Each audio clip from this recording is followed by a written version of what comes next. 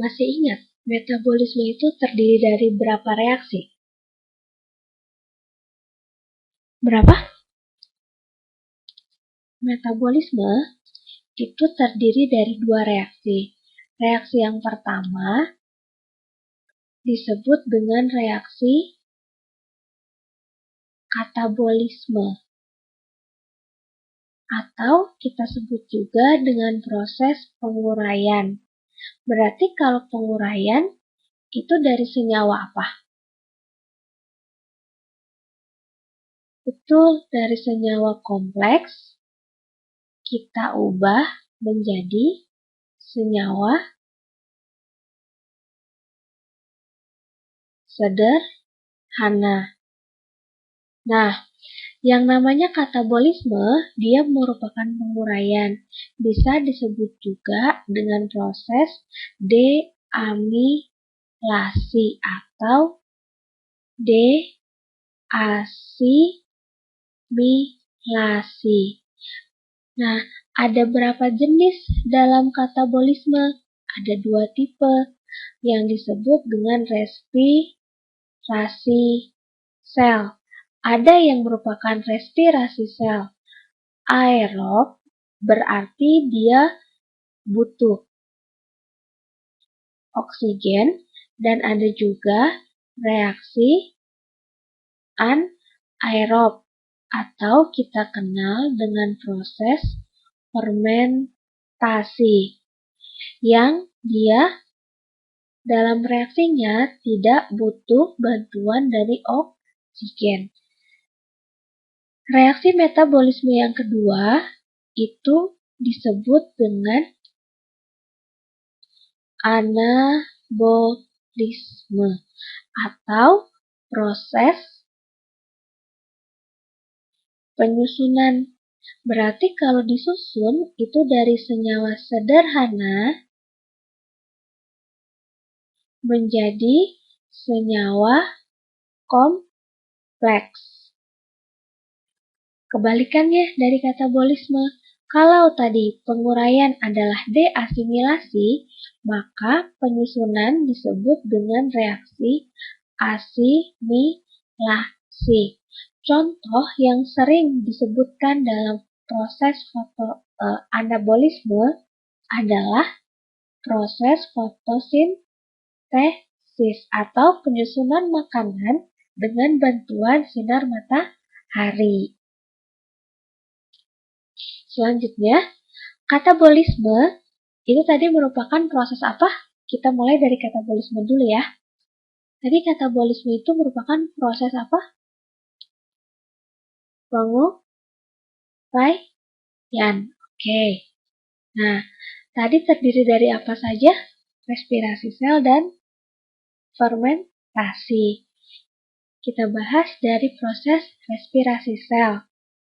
Nah, proses respirasi sel itu merupakan proses perombakan glukosa atau yang kita kenal dengan gula menjadi ATP atau adenosin trifosfat. Masih ingat glukosa itu rumusnya apa?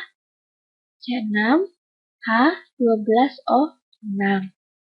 Nah, respirasi sel itu terjadi di dua tempat, di dalam sitosol dan mitokondria.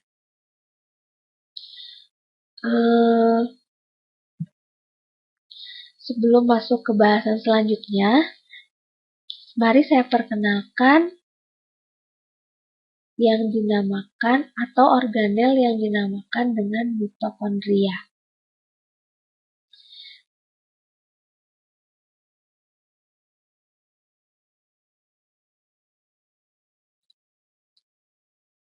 Oke.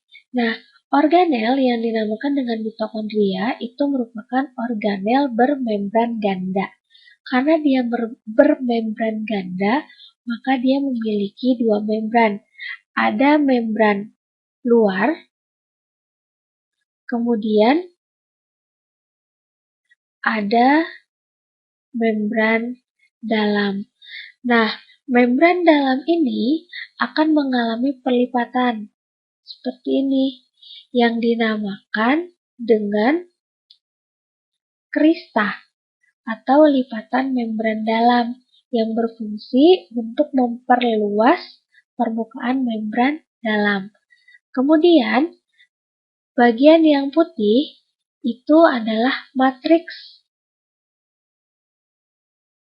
yang berisi enzim mitokondria. Kemudian, ada organel kecil bulat-bulat, itu adalah ribosom yang berfungsi untuk membentuk protein. Seperti itu. Jadi kalau respirasi sel, dia merubah glukosa menjadi ATP atau biasanya ATP ini kita kenal dengan sebutan energi.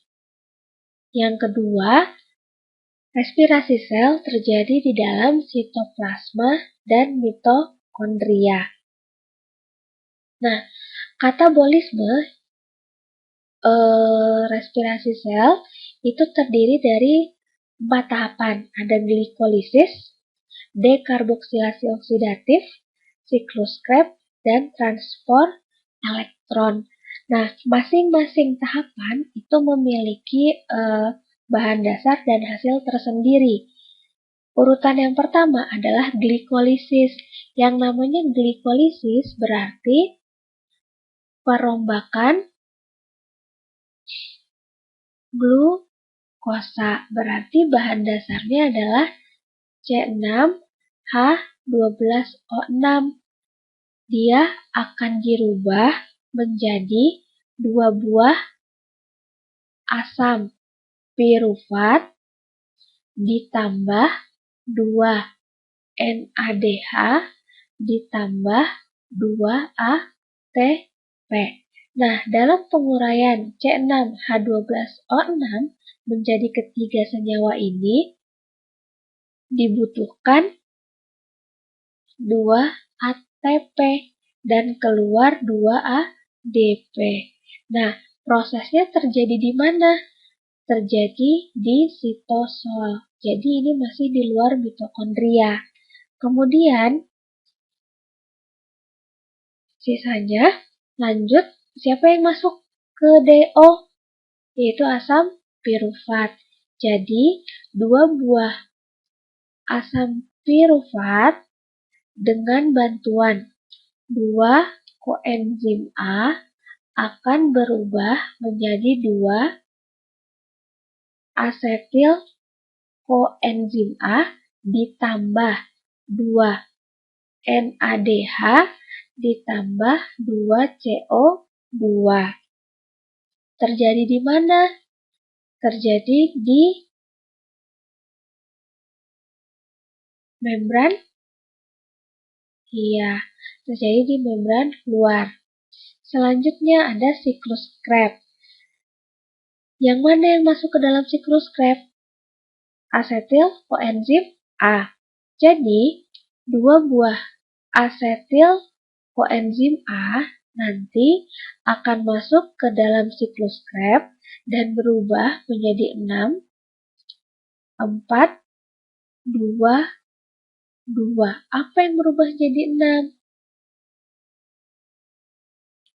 NADH ditambah dengan 4 CO2 ditambah dengan 2 FADH ditambah dengan 2 ATP.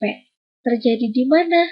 Terjadi di dalam matriks.